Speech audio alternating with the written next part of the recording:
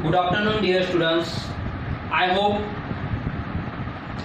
you are studying well at home as well as we also are taking your lesson online with good care to assist you to prepare at home and giving assignment regularly, and which has been checked by us regularly. Today, I would like to request your parents to cooperate with the management and pay the fees so that we can get our salary. Please cooperate. Yesterday before, few videos completed, and today new point start. And first of all, today's lesson name is endogenetic movements, standard 9, lesson number 3rd, and today's point name is block mountain. Open your page number 12-13. तो 12 page number पे हमारा कुछ वहाँ पे हो चुका था। देखते हैं हम यहाँ पे, ये देखो, ये हो गया था हमारा ब्लॉक माउंटेन, ये पूरा यहाँ तक, ये फिगर तक, ये फिगर के ऊपर तक। आज हम ये देखो नीचे वाला पार्ट हम स्टार्ट कर रहे हैं। पेज नंबर 13 ओपन करो। यहाँ पे search land form in known as a block mountain, यहाँ पे ओपन करके रखो। Okay, first of all today's date and standard 9 date 19 August 2020, subject geography,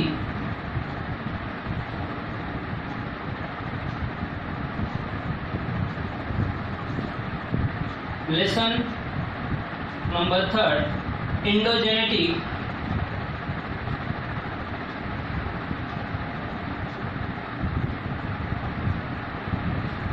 movement.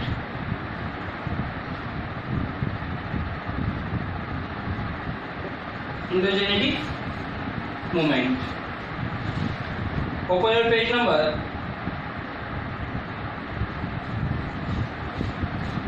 13. Look at the textbook and listen carefully. Such a landform, ये figure देखो पहले, ये figure कैसे बनी है इसके बारे में एक बार बता देता हूँ। फोल्ड, ये फोल्ड कैसा होता है, ये क्या होता है, ये जो यहाँ का रॉक है ये दोनों तरफ से ये क्या कर रहा है, यहाँ पे फोर्स कर रहा है। सिमिलरली ये दोनों तरफ से ऐसा फोर्स कर रहा है। तो जैसे फोर्स कर रहा है तो ये हार्ड रॉक है, तो हार्ड रॉक होने की वजह से उसका मिडल वाला जो पार्ट है एक तो ऊपर आ जाएगा, इसलिए ये पार्ट ऊपर आ जाता है। जब ऐसे पार्ट ऊपर आ जाता है इफेक्ट ऑफ ब्लॉक माउंटेन बनता है, तो उसी समय ऐसे ब्लॉक माउंटेन होता है।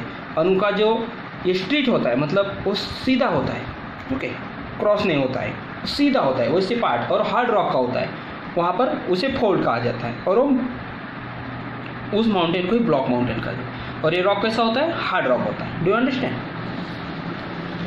सच a landform is known as a block mountain, the hilltops of a black mountains are flat, और ऊपर से पूरा कैसा होता है, फ्लैट होता है। उसका ऊपर वाला सिर है उसका, वो पूरे पूरा उसका माउथ जो ऊपर का है वो पूरा कैसा होता है, फ्लैट होता है। मगर उसकी जो स्ट्रेंथ होती है वो स्ट्रिप होती है, मतलब सीधा होती है।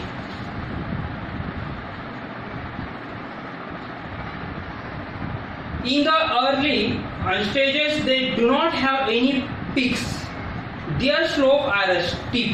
Steep slope किसे कहा जाता है, अभी देखो ये माउंटेन सीधा, और इसका जो पार्ट है ये वाला पार्ट कैसा सीधा है, ऐसा क्रॉस है कैसा नहीं है।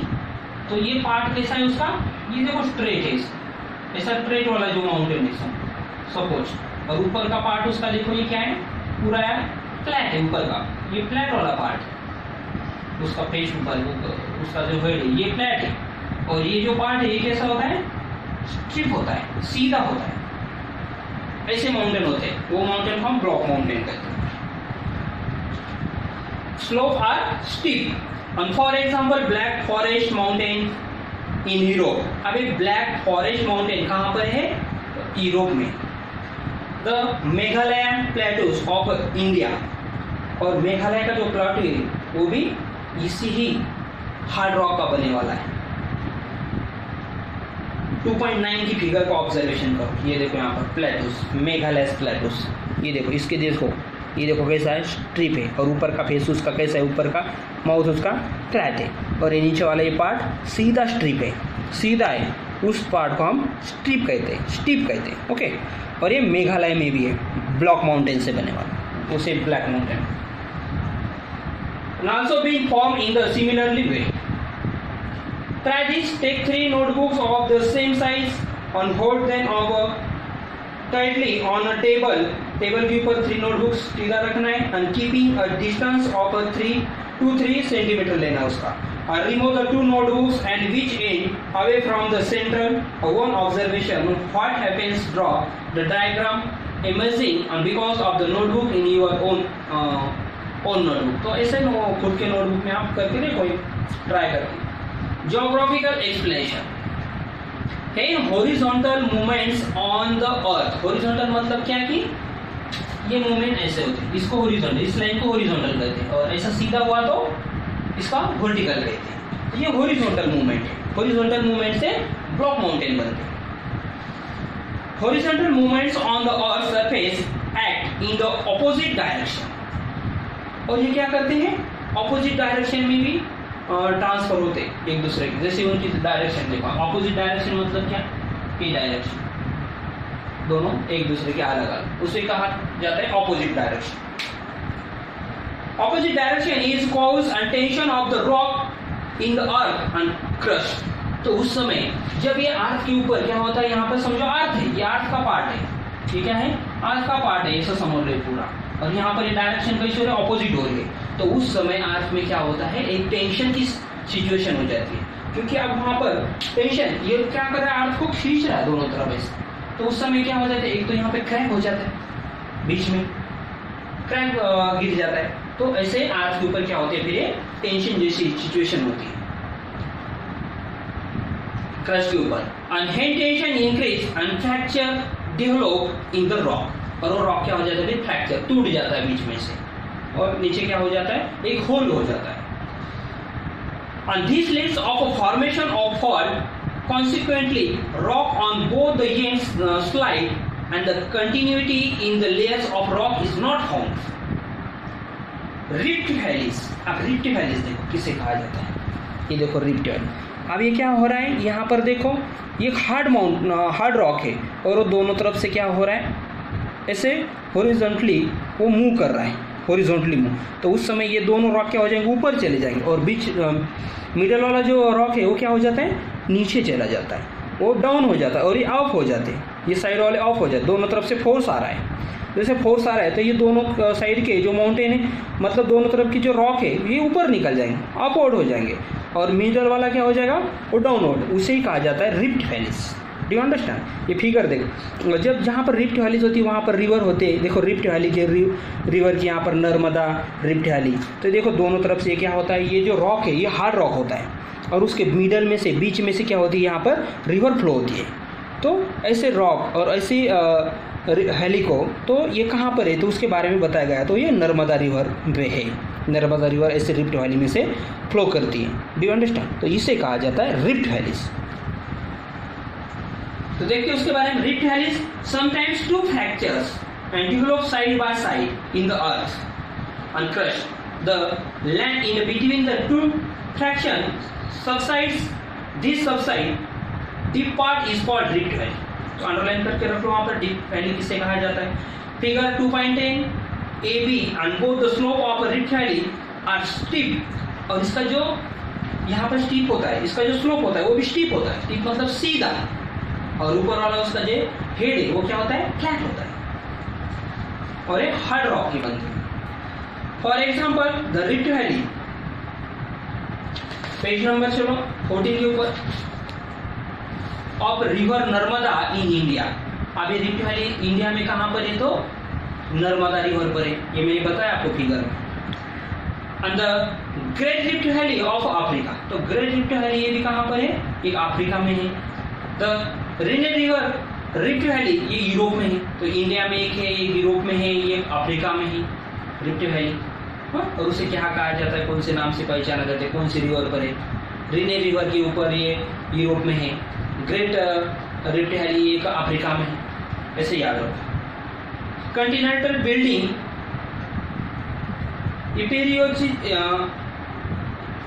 इपेरियोजेनेटिक मूवमेंट तो यहाँ पर देखो कंटिनेंटल बिल्डिंग उसे कहा जाता है इपीरियोजेनेटिक मूवमेंट। तो अब ये मूवमेंट कैसे होती है, ये कब बनते हैं कंटिनेंटल, तो ये भी आपको मालूम होना चाहिए कि अब हमने आप तक जो मूवमेंट देखा था वो हॉरिजॉन्टल देखा था, अब यहाँ पर जो मूवमेंट होने वाली वो वर्टिकली सीधा, ओके, डाउनवर्ड होती है। तो देखते हैं, slow movement acute towards and centre or from the earth center towards the earth crust. Because of these movements, a vast part of the earth crust is uplifted or get offsides. When the part of the earth crust is uplifted above the mean sea level, continents are formed. Therefore, these movements are called continental building movements.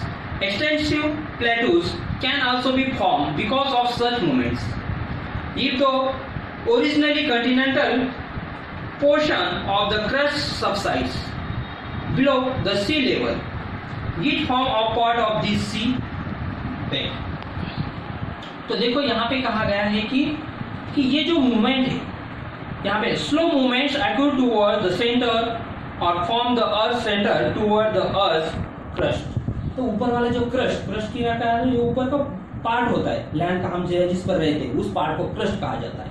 अब land का ये surface area समझो, ये ऊपर ये surface area land का, land जब ऐसे मूव करती है तो ये ऊपर का उसका जो ये साइड वाला जो पार्ट होता है ये सब क्या होता है, उसका क्रस्ट एरिया होता है, उसके ऊपर हम रहते हैं तो उस पार्ट को क्रस्ट कहा जाता है। तो ये पार्ट क्या हो जाता है, सी लेवल में चला जाता है, नीचे सी का लेवल होता है उस पार्ट में चला जाता है, ऊपर का पार्ट डाउनवर्ड हो जाता है। तो ये कौन सी मूवमेंट्स के थ्रू होता है, ये वर्टिकली अपवर्ड मूवमेंट्स, इसलिए ऊपर का पार्ट क्या हो जाता है, पूरा नीचे आ जाता है। यहाँ पर फिर अर्थक्वेक होते हैं, लावा आते हैं, ओके, तो ऐसे जिस समय होते हैं तो इस पार्ट ये नीचे वाला पार्ट क्या हो जाता है, ऊपर चला जाता है और ऊपर वाला पार्ट क्या होता है, नीचे आ जाता है। तो ये कौन सी सिचुएशन में होता है, ये वर्टिकली मूवमेंट में होता है और उसी हम क्या कहते हैं यहाँ पर कंटिनेंटल बिल्डिंग मूवमेंट्स कहते हैं, ये याद रखो। इसलिए वहां पर उन्होंने यहाँ पे कहा है कि slow movements acute towards the center और from the earth center toward the earth crust. Because of this movements and vast part of the earth crust is uplifted of get subsides, और उसके ऊपर के जो साइड है वो land की तरफ नीचे सी के लेवल में आ जाता है और वो भी उसका क्रस्ट लेवल बन जाता है। When the part of earth crust is uplifted above the mean sea level, और कौन से लेवल में चला जाता है, सी के लेवल में चला जाता है।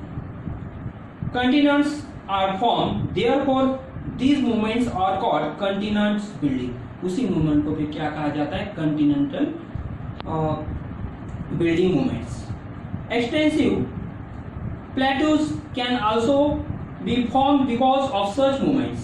If the originally continental portion of the crust subside below the sea level, और ओरिजिनल जो वाला क्रस्ट वाला लेवल होता है वो लेवल कहाँ पर चला जाता है, सी के लेवल में चला जाता है, तो उसी को हम कंटिनेंटल बिल्डिंग और इपेरियोजेनेटिक मूवमेंट कहते हैं। पार्ट ऑफ सी बेड, और उसका पार्ट जो है वो कौन से लेवल में बन जाता है, सी के बेड के लेवल में। नेक्स्ट पार्ट है हमारा सदर्न मूवमेंट, यू अंडरस्टैंड, ये पार्ट हम कल की वीडियो में देखेंगे। Now stop lecture, we will meet next video. Thank you.